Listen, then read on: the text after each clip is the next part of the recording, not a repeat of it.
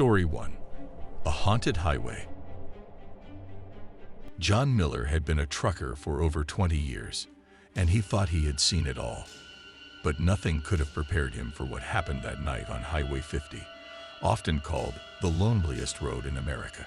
It was a stretch of road that cut through the Nevada desert, desolate and hauntingly quiet. John was hauling a load of electronics from California to Colorado. It was late, and he was pushing through to make his delivery on time. The road was empty, save for the occasional tumbleweed rolling across the asphalt. The only light came from his truck's headlights and the pale glow of the moon. Around midnight, John saw something strange in the distance. A figure was standing in the middle of the road, illuminated by his headlights. As he got closer, he saw that it was a woman, her hair wild and her clothes tattered. She raised her hand, signaling for him to stop. John pulled over, his heart pounding.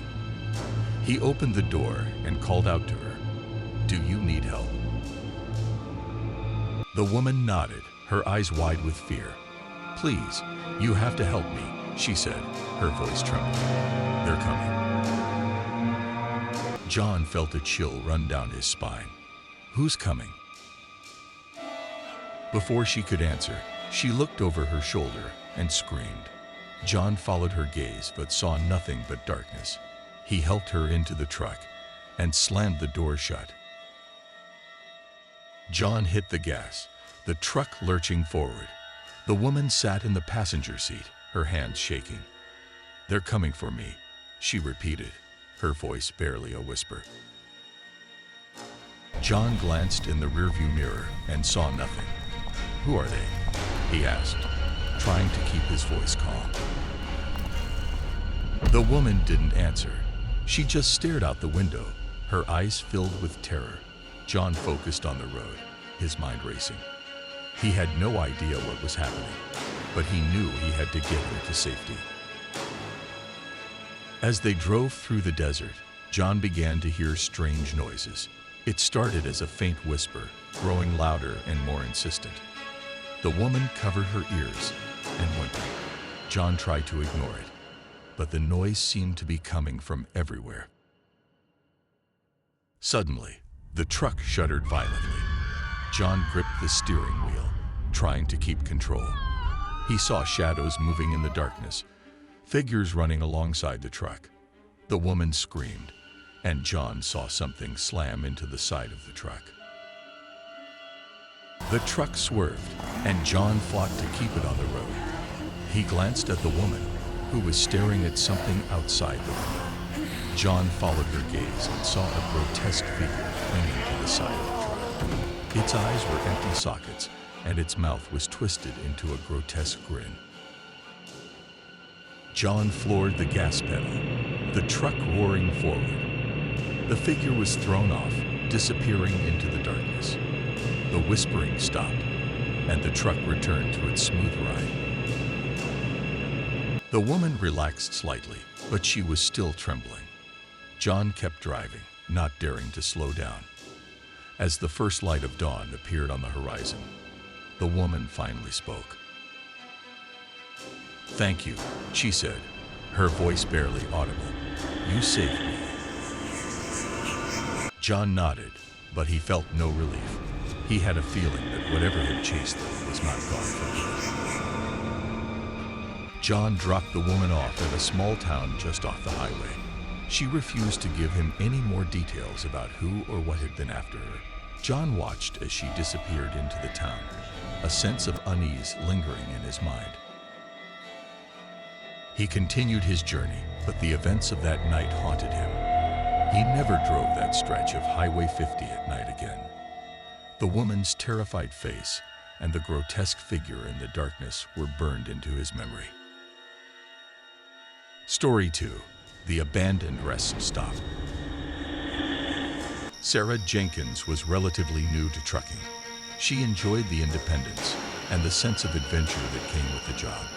One night, she was driving a long haul from Texas to Florida, her truck loaded with fresh produce.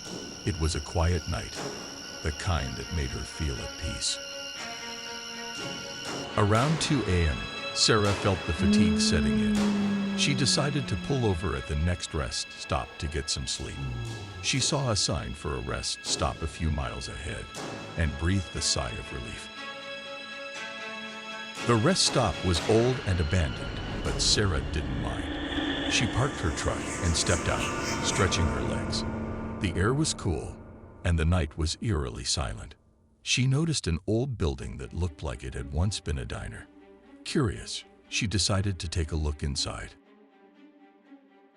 The door creaked as she pushed it open. The interior was dark and dusty, the smell of decay heavy in the air.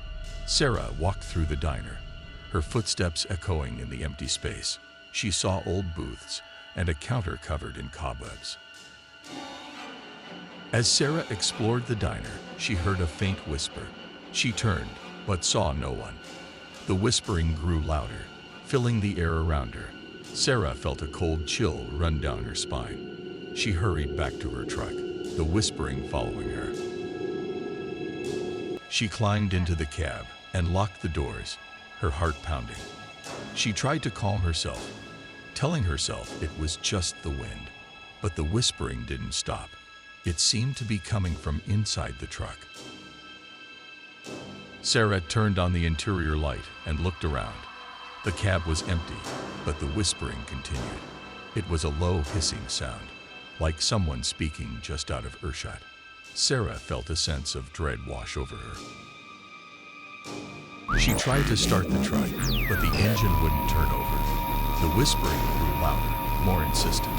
Sarah grabbed her phone and tried to call for help, but there was no signal. As the whispering reached a crescendo, Sarah saw a figure in the rearview mirror. It was a man, his face gaunt and his eyes hollow.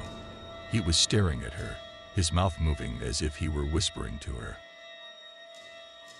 Sarah screamed and turned around, but the cab was empty. She looked back at the mirror, but the figure was gone. The whispering stopped, leaving an eerie silence. Sarah finally managed to start the truck. She floored the gas pedal, desperate to get away from the rest stop. As she drove, she kept glancing in the mirror, expecting to see the ghostly figure again. She didn't stop until she reached a busy truck stop several miles away. She parked her truck and sat there, trying to catch her breath. The whispering was gone, but the memory of the ghostly figure lingered. Sarah never went back to that rest stop. She avoided abandoned places from then on, preferring the company of other truckers. She shared her story with her colleagues, but most of them laughed it off. But Sarah knew what she had seen. The abandoned rest stop and the ghostly whispering haunted her dreams for years. She couldn't explain it, but she knew that some places were best left undisturbed. Story 3. The Phantom Hitchhiker. Mike Turner had been on the road for hours, driving through a relentless storm. The rain battered his windshield, and the wipers struggled to keep up. He was hauling a load of furniture from Georgia to Kentucky, and the bad weather had slowed him down. As he drove through the night, Mike saw a figure standing on the side of the road, drenched and shivering. It was a young woman, her clothes soaked through. Mike felt a pang of sympathy and pulled over. The woman climbed into the cab, her teeth chattering. "Thank you so much," she said, her voice barely audible over the sound of the rain. "I've been out here for hours." Mike nodded and offered her a blanket. "Where are you headed?"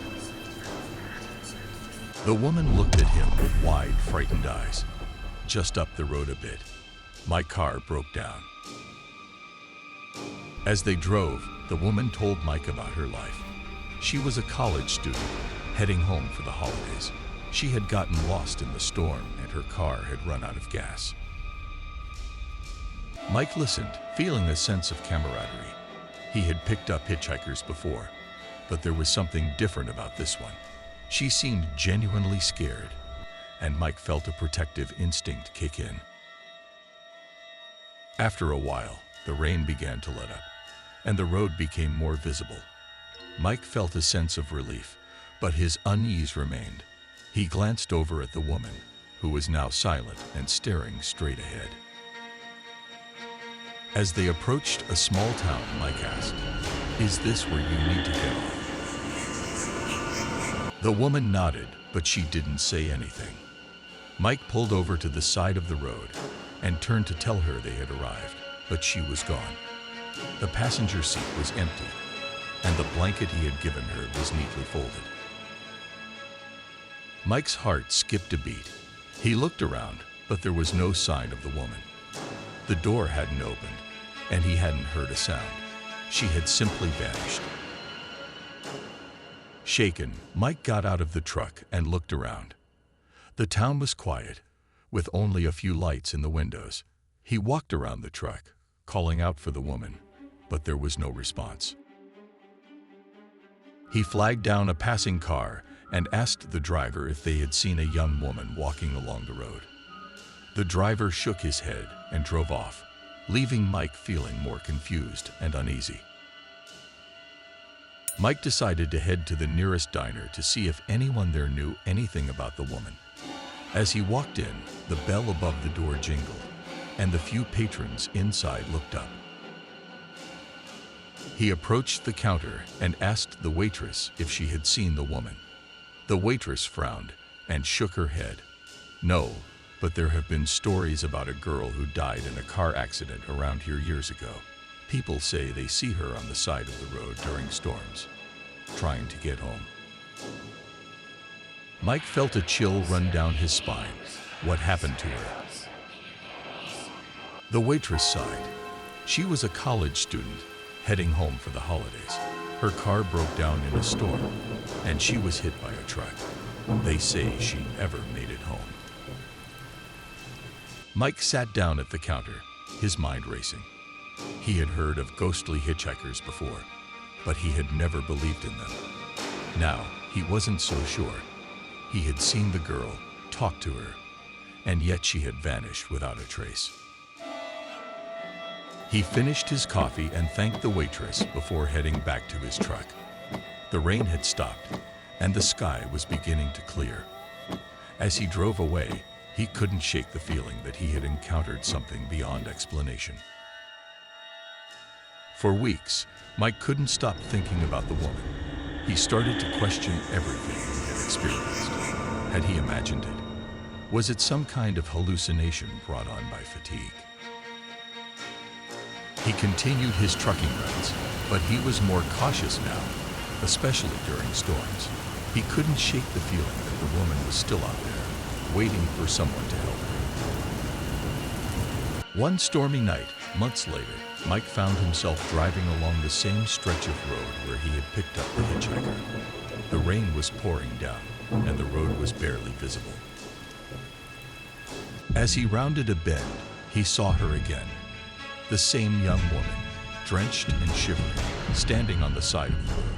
Mike's heart pounded in his chest, but he didn't stop this time. He drove past her, watching her in his rearview mirror, until she disappeared into the darkness. Mike reached his destination and parked his truck.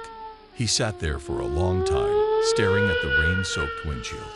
He knew he had seen her, and he knew what she was. He decided to visit the local library and look up the accident the waitress had mentioned.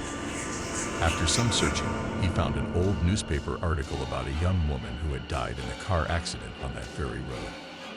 The details matched the story he had heard, and the photograph of the girl was unmistakable. Mike left the library with a sense of closure.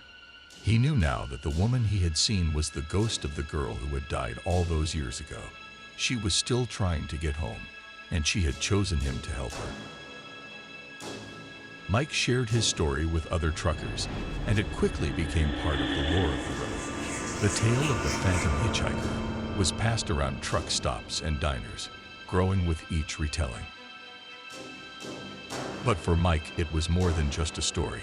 It was a reminder of the fragility of life and the mysteries that lay just beyond the edge of the known world. Mike continued to drive, But he never forgot the woman he had met on that stormy night. He carried her memory with him, a ghostly reminder of the things that linger in the shadows of the highway. And every time he drove through a storm, he kept an eye on the side of the road, just in case she appeared again, waiting for someone to help her find her way home. Thank you for watching and for your continued support.